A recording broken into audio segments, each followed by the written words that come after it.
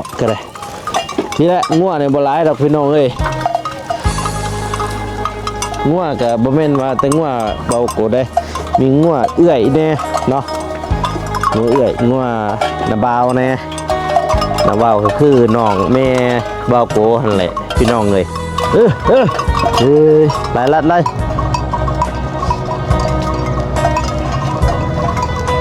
ไปมันนี่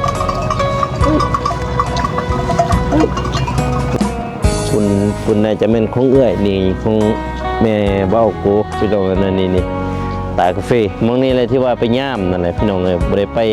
ถ่ายคลิปบางมือก่อนก็คือย่ามกาแฟนี่แหละพี่น้องนี่เห็นปะกับบ่หลายดีก็เป็นเฮือนของเอื้อยพี่น้องเลยนะนี่แหละเป็นเด็กเลี้ยงงัวมือนึงพี่น้องเลยทางบ้านเบ้ากูนี่หลายสุดก็คือรถกำนั่นพี่น้องหลายแห้งเด้ย่ามเสาเขาเจ้าไปหัวไปชวนเขาเจ้าพี่น้องเลยพี่รถทางหลังเนี่ยอันเดียวกันได้เลยแห้งหลายสุดยอดเลยบอก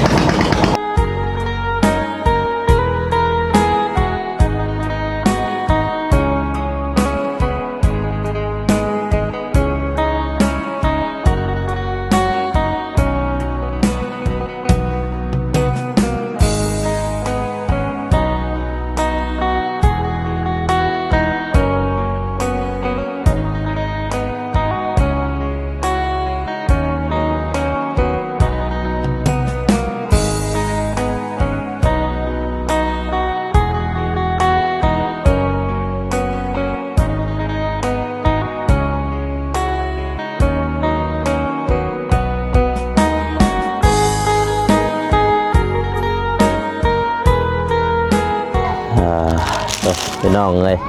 เปิดภาพมาย่ำเศร้าๆนอนพี่น้องเนาะที่บ้านเบาโกพี่น้องเลยมื้อนี้ก็ถือว่าอากาศก็ค่อนข้างดีพี่น้องเลยเนาะแต่ว่าอยากเย็นเด้อพ่อแม่พี่น้องเลยทางปากซองเนี่ยบอกแล้วว่าต้องได้ใช้เสื้อกันหนาวคักแน่พี่น้องเลยนี่ปิดเต็มเลยมื้อนี้ก็สุดดำบัดโตพี่น้องเลยเพราะว่าอากาศหนาวนะพี่น้องนะทางบ้านเบาโกพี่น้องบ่อยากให้เบาเลยปูเบิ้งน้ำหมอกเต็มเลยนี่ข้างในเต็มเลยน้ำหมอกเบิ้งเสื้อนี่ต้องใส่นอนกันหนาวข้างในเสื้อขนยาวจังสี่พี่น้องเพราะว่าทางนี้อากาศเรียกว่าเย็นเลยพี่น้องเด้เบิ้งมาพี่น้องมื้อนี้ก็บ่มีหยังมากมายถ่ายบรรยากาศยามเช้าที่บ้านเบาโกเนาะพี่น้องเนาะถ่ายให้พ่อแม่พี่น้องหรือว่าผู้ใหญ่ใจบุญเพิ่นได้เบิ่งได้ชมพี่น้องเนาะนี่แหละเฮือนซ่านบ้านซองเบิ่งเอาพี่น้องเด้เห็นบ่เฮือนซ่านบ้านซองเด้อพ่อแม่พี่น้องเป็นชนบทคือกันเนาะพี่น้องเนาะเขตเมืองปากซองเด้อพ่อแม่พี่น้องอันนี้ก็เราเข้าเลยแหละพี่น้องบ่มีหยังเขาก็บ่ได้หลายดอกคนอื่นหมดกับสบายดีเด้อพ่อแม่พี่น้องเนาะบ่ว่าสิอยู่ภายในหรือว่าต่างประเทศก็ยินดีต้อนรับเข้าสู่ช่องเบาโกชาแนลเนาะพ่อแม่พี่น้องเนาะซึ่งว่าเป็นช่องซ้ำห้องพี่น้องถ่ายให้พ่อแม่พี่น้องเพิ่นได้เบิ่งได้ชมเนาะพี่น้องเนาะบรรยากาศยามมื้อเช้าให้พ่อแม่พี่น้องเพิ่นได้เบิ่งนี่มื้อนี้ก็ไปเป็นเด็กเลี้ยงงัวเนาะพ่อแม่พี่น้องเนาะเด็กเลี้ยงงัวไปเดี๋ยวไปเกลืองัวก่อนดิบ่ได้ร้ายหรอกพี่น้องเลยเป็นเด็กเลี้ยงงัวเด้อมื้อนี้ก็ถือว่าตื่นเช้าแน่พี่น้องเบิ่งอันนี้เฮ็ดบ่เปียกเบิดเพราะว่าน้ำหมอกได้พี่น้องเด้ห้อยในเพิ่นบ่ตามไม้ในเพิ่นมันจะออกบอกมาบ่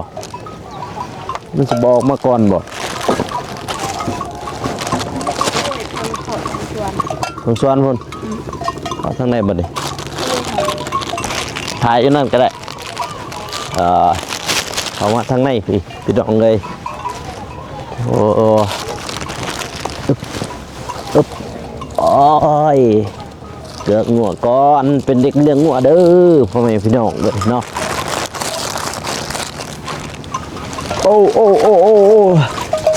อย่าบ่คือมาแป้งมาชู โอ้ยมันจะกินจะได้เป็นอะไรบ้านี่เดี๋ยวใจเย็นจานใจเย็นโอ้ยหัวเบิดเดี๋ยวจักเฮ้ยอยู่ลุ่มพนโอ้ยท่านกันดอกบาทนี่ยังบกเกลือลัดเมื่อเราบกเกลือฮะไปเอาออกไปมันนี่กล่องนะพี่น้องเลยบาทนี่เป็นเด็กเลี้ยงงัวเด้อพี่น้องเลยนี่ถ่ายให้พ่อแม่พี่น้องคนได้เบิ่งเนาะโอ้ยเนาะมันเกาะกันเลยนี่แหละงัวในบ่หลายดอกพี่น้องเลยงัวกับบะเม่นว่าแต่งัวเบาโกได้มีงัวเอื้อยแน่เนาะงัวเอื้อยงัวนาบาวแน่นาบาวก็คือน้องแม่เบาโกหั่นแหละพี่น้องเลย1 2 3 4 5โตที่เลือกกับแม่นาคล้องนาบาวกับเอื้อยพี่น้องเลยไปนี่บรรยากาศยามเช้าน้องพี่น้องเนาะทางบ้านเบาโกเบิ้งนี่พี่น้องเลยเห็นบ่บ่อยากให้เว้าเลยโชว์ไปไว้เจรัดโชว์เข้ามาในพี่เลยเด้อโอ้เอาลุกคักบาดนี่เข้ามาในพี่ตี้ใส่เลยรัดไปไว้เจ้พี่โอ้ยพี่น้องเลยเบิ่งเอานี่บอกว่าเลยน้ำหมอกพี่ยามเศร้าเห็นบ่โถรัดโอ้ยพี่น้องเลยน้ำหมอกนี่ยามเศร้านี่บอกว่าลายแห้งพี่น้องเลยยามเศร้านี่ใส่จังไดเนาะหนาวพี่น้องเลยหนาวแห้งเลยเป็นน้อยๆได้ปากช่องนี่7 องศาพี่น้องบ่อยากให้เว้าเลยยามเช้านี่น้ำหมอกเลยเต็มเลยพี่น้องเลยเนาะอยู่ที่ปากช่องเนาะพ่อแม่พี่น้องเนาะตะเว้นกำลังจะขึ้นนะขึ้นมาเลยพี่น้องเลยมื้อนี้เป็นเด็กเลี้ยงงัวเด้อพ่อแม่พี่น้องเลย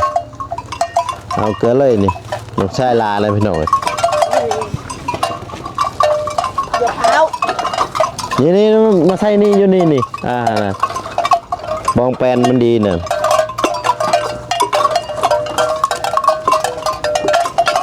มี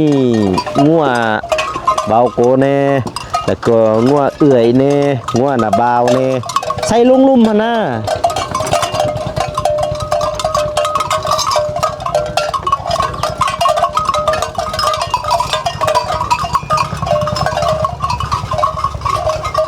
จีกโอ้ยจีกขนาดจีกให้มันขาดดีๆตี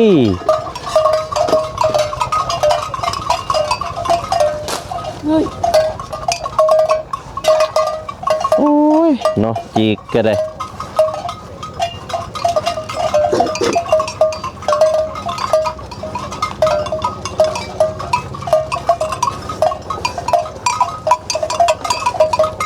จีกให้มันนั่นนี่ขาดนะ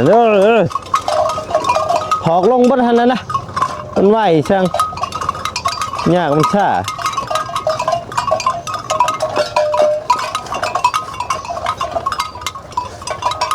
ว่า4-5 ตัวหนึ่งนี่เฮ็ดมันยาก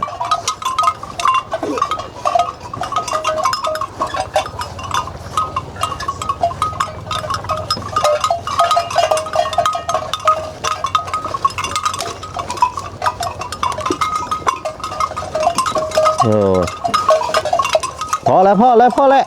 เปลืองเกลือซื้อโอ้ยสมัยยังบ่ถึก ไปไข่ขึ้นไปสิได้เกลือซื้อมันไปกินดอกเบิ่ง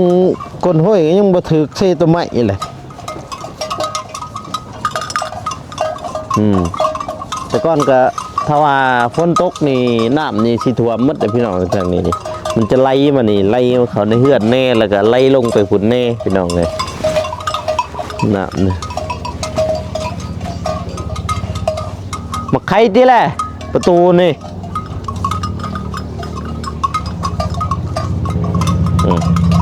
นี่เป็นเด็กเลี้ยงงัวก็เด้อพ่อแม่พี่น้องเนาะบรรยากาศยามเช้า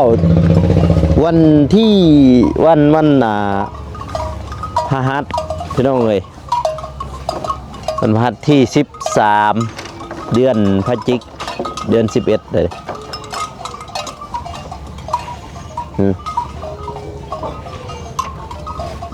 ไปเอ้ยเอาออ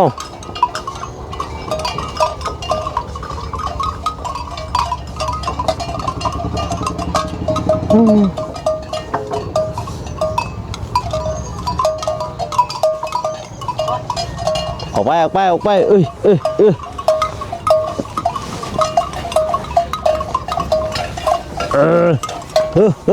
ออกไปชูออกไปแม่ใหญ่มันรัดเอินเกลือไปทางนั้นรัดเกลือไปทางนั้นพุ่นไปออก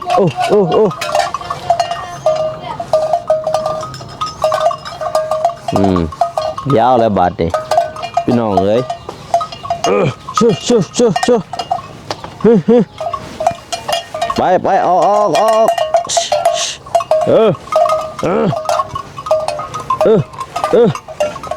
แม่ใหญ่มันไปเอาคอกไป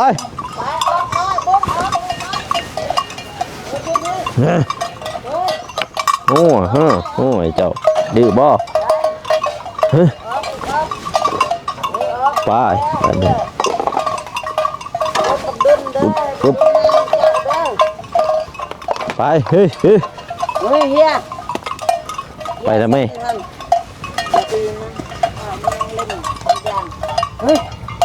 ไปเฮ้ยโอ้ไป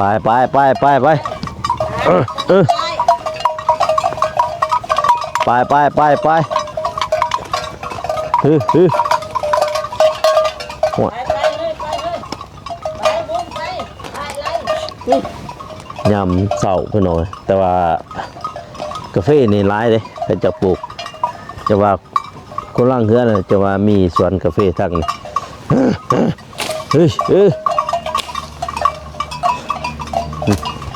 ปาเมื่อกี้ก้อนก็ได้บรรยากาศยามเสาพี่น้องตะเวนกำลัง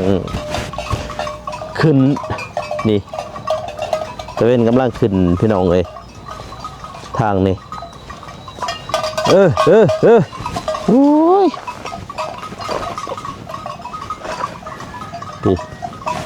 แดดมื้อนี้ใช่ว่าแดดน่าจะดีเนาะพี่น้องเนาะแดดเอากินน้ำกินในก่อนจะบ่หัวสไลด์ฮอตสไลด์ตอนแรกก็ต้องได้ไปน้ำหาอีกได้พี่น้องเลยตอนเสาร์อะไรตอนแรกไปน้ำหาบ่เมื่อดอกเมื่อช่วงนี้คุณแหละประมาณเดือน12กับเดือน1คนเลยน่าจะสิปล่อยอิสระของเขาเจ้านะปล่อยอิสระเลยงัวแต่ว่าตอนนี้ยังไล่มาขอกอยู่พี่น้องเลยบัตรอิสระครับพูดแล้วประมาณเดือน12กับเดือน1ครับประมาณนั้นเลยพี่น้องเลยนี่กินน้ำกินในพี่น้องเลยตัวไปลัดเลย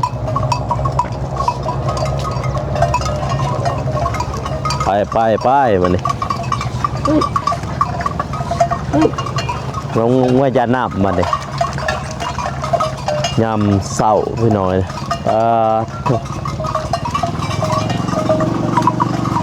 ไปบัดนี้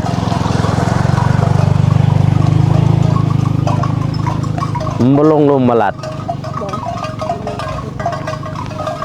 มันเคยไปแหละมันใจงัวไผ่งัวเขาตัวหนึ่งบ่เห็นไปไรป้าโตแต่เว้นบาทนี้พี่น้องเลยเว้นช่องตาเลยพี่เส้นทางนี้ก็คือขึ้นเมื่อผู้เมื่อยังนี่แหละพี่น้องเลยเมื่อหน้าเมื่อยังเขาดิเมื่อหัวเมื่อสวนเส้นทางนี้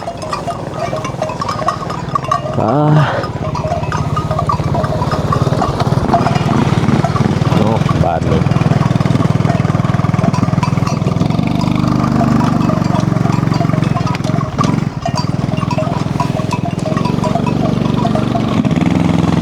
ไล่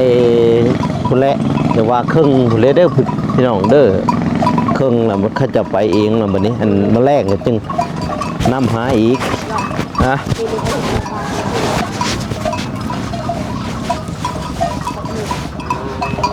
ก็บ่มีกาแฟครับ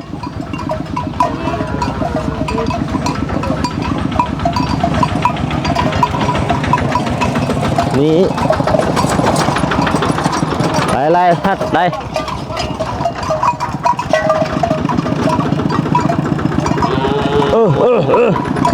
ไล่ลัดไล่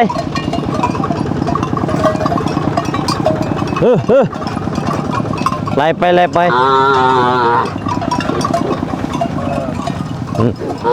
เอื้อนเอื้อยพี่น้องนี่แหละมองที่ว่าตากาแฟนั่นนี่นี่พีเตอร์ได้แม่เดียวยังมาทันมานี่แหละกาแฟที่ตากนั่นพี่น้องเอ้ยเฟโบโกหันตากอยู่นี่แหละคุณน่าจะเป็นของเอื้อยนี่ของแม่เบ้าโกพี่น้องนั่นนี่ตากาแฟมองนี่แหละที่ว่าไปย่ามนั่นแหละพี่น้องเอ้ยบ่ได้ไปถ่ายคลิปบางมือก่อนก็คือย่ามกาแฟนี่แหละพี่น้องนี่เห็นบ่กับบ่หลายดีก็เป็นเฮือนห้องเอื้อยพี่น้องเอ้ยเนาะนี่เดี๋ยวไหลงัวเฮาจักสิไหลฮอดสิไหลได้พี่น้องเอ้ยไหลไปฮอดพุ่นแหละไปฮอดไสกาฮอดนั่นยังกลับมาจนหาช่วยตากินข้าวบางทีก็ลงไปท่าแตงคือเก่าพี่น้องเอ้ยไปหาเพื่อนตูนเนาะไปหาประตูนแล้วก็จึงเข้าไปหาบ้านน้องกระเดยแล้วก็ว่าอะไรสิได้ไปทั้งหาน้องอภรอะไรพี่น้องเลยถ้าเบิ่งถ้าโซบน้ำกันเด้อพี่น้องเนาะฝากเป็นกำลังใจนี่แหละเป็นเด็กเลี้ยงงัวมือนึงพี่น้องเลยแต่ทางบ้านเบาโกนี่หลายสุดก็คือรถกำนั่นพี่น้องหลายแห้งเด้ยามเสาเขาเจ้าไปหัวไปชวนเขาเจ้าพี่น้องเลยพี่รถทางหลังเนี่ยอันเดียวกันได้เลยแห้งหลายสุดยอดเลยบอกทางเงาเลยนี่แหละรถกำนั่นนั่นแหละพี่น้องเลยยามทางเอ้ยบ่ให้ว่ารถ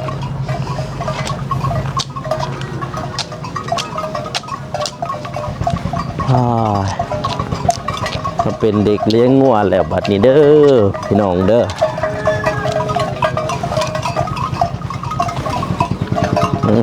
บัดนี้ไล่หอดครึ่งคนแหละพี่น้องเลยครึ่งเลยก็จึงกลับมึงน่าจะไปเองมันแหละ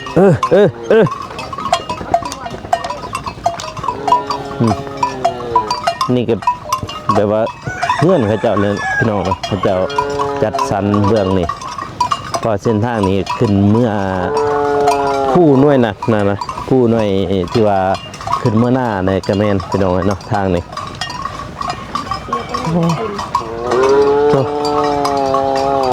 ถ้าว่าทามาเป็นบ้านมาทางนี้ก็เป็นบ้านพี่น้องบ้านหนึงบ้านลีเจียงคือกันเป็นลีเจียงใหม่ลีเจียงเก่าอยู่ลุมพุทธพี่น้องเอ้ยไล่ลัดไล่เลยให้มันนำเนาะ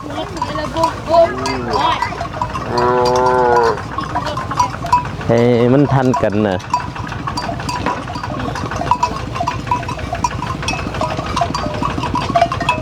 โอ้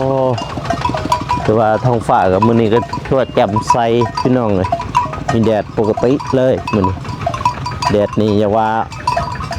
แห้งแน่นอนมื้อนี้พี่น้อง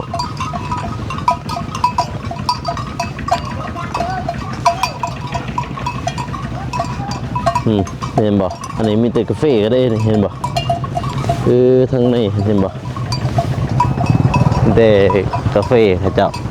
เพราะว่าทางนี้ก็อยากว่ากาแฟนี่ปากซองนี่กาแฟก็หลายอยู่พี่น้องเห็นบ่นี่มีแต่กาแฟ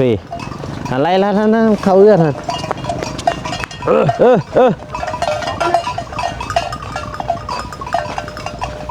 ไป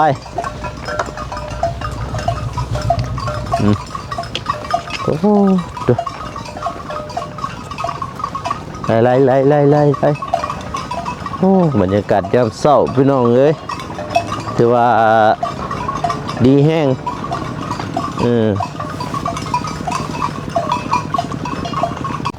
ว้าวใจมุ่มพี่น้องเอ้ยเห็นบ่สวยงาม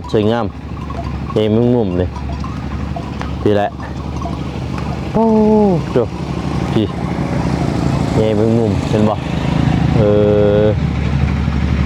เด็กกระดอกไม้กุหลาบดอกกุหลาบใจมุ่มสวยงามพี่น้องเลยโอ้สดยามเศร้าพี่น้องเลยในบ้านนี่เป็นหมากเสวอได้พี่น้องเนี่ยเห็นบ่เสวอรถอันนี้หลายที่สุดพี่น้องทางบ้านเบาโกเนี่ยนับแต่ลีเจียงขึ้นไปหาปากซอกผมแม่นรถอันนี้แหละตันเลยเด้อสอนพวกที่เขาเจ้ามีกาแฟได้พี่น้องเลยมีกาแฟนี่สอนแห้งนี่ไปเก็บกาแฟมันนี่เป็นเด็กเลี้ยงงัวเด้อพ่อแม่พี่น้องเด้อมาเลี้ยงงัวน้ำกันเนาะพี่ใหญ่งุ่มแห้งหลายนั่นก็เป็นชวนกาแฟของเจ้านั่นป้าเบนพี่น้องเลยเนาะบินมุมสูงให้พ่อแม่พี่น้องเพิ่นเบิ่งเนาะแต่ว่าบ้านแท้ๆพูดอยู่พุ่นอยู่เฮือนพุ่นพี่น้องเนาะแต่ว่าตอนนี้บินไล่งัวพี่น้องมาไล่งัวนะพี่น้องนะเป็นเด็กเลี้ยงงัวตอนเช้าพี่น้องเลยตอนแรกกับบางทีก็พอเราไล่มานะพี่น้องไล่มาแต่ผู้พุ่นแหละแต่ว่าบ่กลัวก็ไล่แต่ตอนเช้าพี่น้องปล่อยตอนเช้าบางที่ก็บางมือแปลว่าบางมือก็เอางัวมาเฮือนนะเอามาอยู่ของอยู่เฮือนบางทีก็ปล่อยตามบริษัทนี่แหละตามหัวตามสวนเขาเป็นสวนกาแฟนะพี่น้องแต่ว่ากาแฟยังนิดหน่อยนี่นะอาจจะปล่อยดำตานั้นแต่ว่างัวนี้ร่วมทั้งในเขตตัวนี้ไปมีบ้านลีเจืองนี่แล้วก็มีบ้านแถว429นี่พี่น้องทางเบื้องนั้นมันหลายโตแห้งพี่น้องเลยหลายเจ้านะเกิดหลายเจ้างวนเข้ามาปะในกันประมาณอยู่รวมทั้งหมดงวนประมาณอยู่ได้อยู่3-400 โตพี่น้องได้อยู่เด้มันอยู่น้ำกันเลยเห็นนะบางคนบางขอบบางครัวเขาจะไล่มานี่เนาะบางขอบบางครัวเขาก็สิบ่ได้ไล่มาพี่น้องกับบางมือคือเห็นนั่นแหละบางทีกับเมย์เราก็ไล่มาบางทีเราก็บ่ได้ไล่มาพี่น้องเนาะบางครั้งนะอิงตามมือที่ว่ามือใดเพิ่นเห็นงัวไว้ก็ไล่มามือใดบ่ได้เห็นก็บ่ได้ไล่มาพี่น้องเนาะเดี๋ยวเจอกันที่บ้านเนาะพี่น้องเนาะสิบินโดนให้พ่อแม่พี่น้องเพิ่นเบิ่งอีกอยู่ที่บ้านนั่นแหละไปพี่น้องไป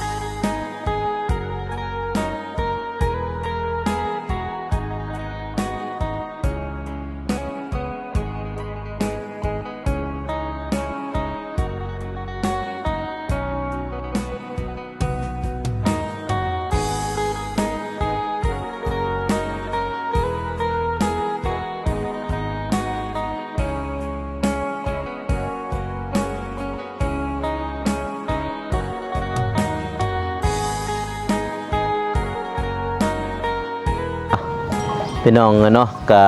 ได้บินภาพบรรยากาศมุมสูงให้ทั้งพ่อแม่พี่น้องเพิ่นได้เบิ่งบ้านของเบาโกเนาะพ่อแม่พี่น้องเนาะนี่แหละน้องที่ว่านั่นพี่น้องนั่นก็เป็นเฮือนบินมุมสูงให้พ่อแม่พี่น้องเพิ่นได้เบิ่งนะพี่น้องเนาะก็เป็นเด็กเลี้ยงงัวแน่มื้อหนึงพี่น้องเอ้ยอยากว่ายามเช้านี่ทางบ้านเบาโกนี่อยากว่าหนาวแห้งเย็นพี่น้องเอ้ยเนาะโอ้ยบ่ต้องใส่พัดลมเลยทางนี้พี่น้องเอ้ยบ่ต้องใส่แอร์พร้อมนอนเอาอากาศก็เลือเฟื้ออะไรพี่น้องเอ้ยอากาศเย็นทางปากซองพี่น้องเอ้ยเนาะทางเบาโกก็สิได้จบคลิปเด้อพ่อแม่พี่น้องเนาะก็อย่าลืมฝากกดไลค์กดติดตามเนาะเพื่อเป็นกำลังใจให้เบาโกเฮ็ดคลิปต่อๆไปนะพี่น้องเนาะก็สิท้ายมื้อนี้ก็ได้ติดตามพุ่นแหละทางบ้านเบาตูนน้องอำพรน้องกระเดยพุ่นแหละพี่น้องเอ้ยเนาะก็สิไปหาเพิ่นคือเก่าคือเว้านั่นแหละพี่น้องเอ้ยเนาะเบาโกก็ขออวยพรให้ผู้ใหญ่ทุกท่านเนาะจงมีแต่ความสุขความเจริญเนาะปรารถนาสิ่งใดก็ขอให้ได้สิ่งนั้นนอนรับก็ได้เงินหมื่นตื่นขึ้นมาให้ได้แก้วมณีขวดเด้อทั้งพ่อทั้งแม่เนาะผู้เพิ่นเบิ่งอยู่นี่อยากถามโฆษณาเบาโกหั่นแหละเป็นกำลังใจเนาะพ่อแม่พี่น้องเนาะเบาโกสิได้จบคลิปเด้อพ่อแม่พี่น้องเนาะสำหรับคลิปนี้ขอกล่าวคำว่าสบายดีพี่น้องเอ้ยแล้วเจอกัน EP หน้าเนาะสำหรับคลิปนี้เบาโกขอตัวลาแล้วพี่น้องเอ้ยบ๊ายบาย